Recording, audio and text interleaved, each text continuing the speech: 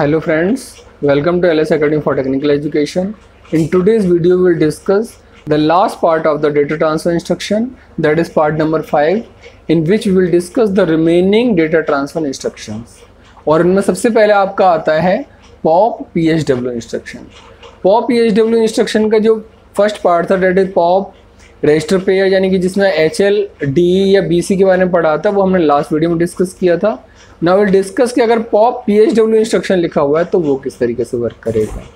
तो POP PSW instruction की working समझने से पहले हमें PSW का मतलब पता होना चाहिए। तो PSW जैसा कि हमने लास्ट वीडियो में बताया था कि PSW जो है प्रोग्राम स्टेटस वर्ड, वो दो रजिस्टर से मिलकर बना हुआ है, एक तो एक्यूमुलेटर रजिस्टर और एक स्टेटस रजिस्टर या स्टेटस फ्लैग। दोनों ही आपके 8 बिट के होते हैं, यानी प्रोग्राम स्टेटस वर्ड जो होगा वो आपका 16 बिट्स का होगा। अब क्योंकि पॉप इंस्ट्रक्शन है, पॉप इंस्ट्रक्शन का फंक्शन क्या होता है? पॉप इंस्ट्रक्शन का फंक्शन होता है कि स्टैक की जो टॉप 2 लोकेशंस हैं उनका डेटा आपको कॉपी किस में करना है?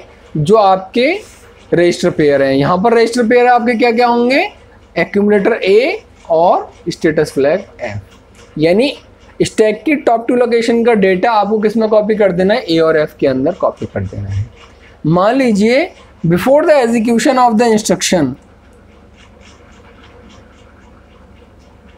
पहले लॉजिक भी देख लेते हैं हम। Content of the memory address pointed bye SP, जो स्टैक पॉइंटर की टॉप लोकेशन है उसका जो कंटेंट होगा वो किस में कॉपी होगा? पहले रजिस्टर F में कॉपी होगा। यानी स्टैक की सबसे जो टॉप लोकेशन है उसका डेटा किस में जाएगा? F रजिस्टर में जाएगा। और उसके बाद क्या होगा? स्टैक पॉइंटर 1 बढ़ जाएगा। टॉप लोकेशन का डेटा किस में भेजना है? F रजिस्टर में भेजना है। और पॉइंटर को क्या कर देना है? 1 बढ़ा देना है स्टैक पॉइंटर। पॉइंटर बढ़ने के बाद किस पॉइंटर किस पोजीशन में पहुंच गया? SP+1 पे। ठीक है। अब content of the memory location pointed bye SP+1, जो SP+1 का कंटेंट है वो आपको किस में कॉपी करना है? एक्यूमुलेटर A में कॉपी करना है, यानी इसके अंदर कॉपी करना है।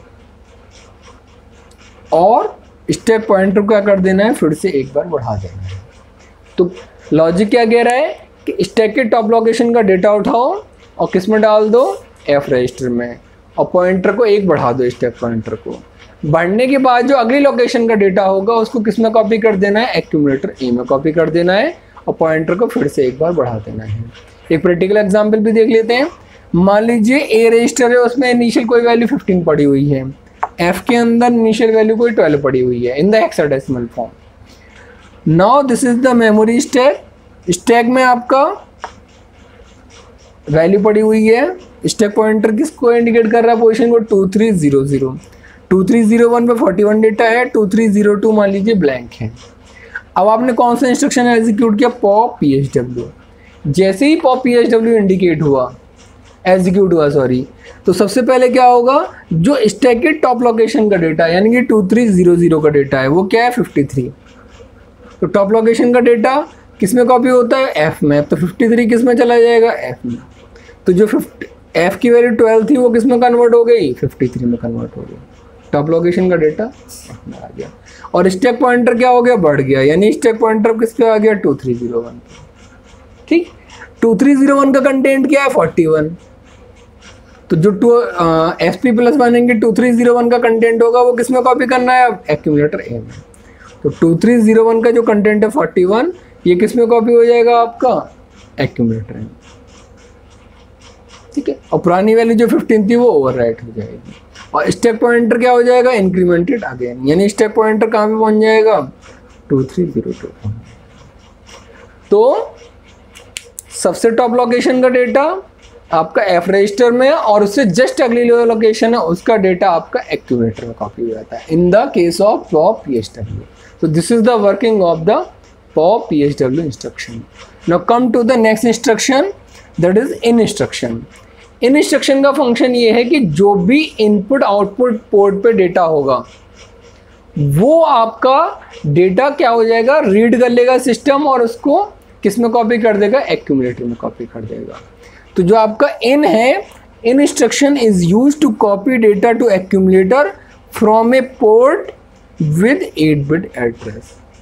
जो इनपुट आउटपुट पोर्ट होता है आपका 8085 में वो 8 बिट का एड्रेस होता है। इनपुट आउटपुट पोर्ट का एड्रेस कितने बिट का होता है? 8 बिट का एड्रेस। उस 8 बिट के एड्रेस पर जो भी डेटा आएगा इन इंस्ट्रक्शन क्या करेगा, उसको कॉपी कर देगा किसके अंदर? एक्यूमुलेटर के अंदर। और इसका फॉर्मेट क्या होता है? In 8 bit port address. ठीक है, करता क्या है ये content of the input output port are copied into the accumulator. Copy किस में कर देगा? एक्यूमुलेटर में। In 80H it is the example of this instruction. यानी इनपुट आउटपुट पोर्ट 80H पर जो भी डेटा है, this is the hexadecimal form, 8 bit का डेटा, 8 बिट का आपको जो पोर्ट एड्रेस है 80H, ये क्या शो कर रहा है कि 80H आपका 8 बिट का पोर्ट एड्रेस है। इस पोर्ट एड्रेस पे जो भी डेटा होगा 80H पर, it is not the data, it is the address. इस पोर्ट एड्रेस पे जो भी डेटा होगा वो आपका किसके अंदर कॉपी हो जाएगा? एक्यूमुलेटर के अंदर कॉपी हो जाएगा। तो 80H के अंदर, H के अंदर हमने चेक किया क्या है? 15 है डेटा जो है, और इनिशियली आपका एक्यूमुलेटर की वैल्यू क्या है? 10 है। यानी before executing the in 80H instruction, 80H address पर डेटा क्या था? 15, एक्यूमुलेटर पर डेटा क्या था? 10। अब आपने इन 80H को एग्जीक्यूट किया, तो इन 80H क्या करेगा कि जो इनपुट आउटपुट पोर्ट यानी 80H पर डेटा है ये 15, ये किस में कॉपी हो जाएगा? ये एक्यूमुलेटर में कॉपी हो जाएगा। तो देखिए 15 जो डेटा था वो किस में कॉपी हो गया? एक्यूमुलेटर में। एक्यूमुलेटर की पुरानी वैल्यू क्या थी? 10, अब कितनी होगी? 15। जो भी 80H पर डेटा है वो किस में कॉपी हो जाएगा? एक्यूमुलेटर में कॉपी हो जाएगा।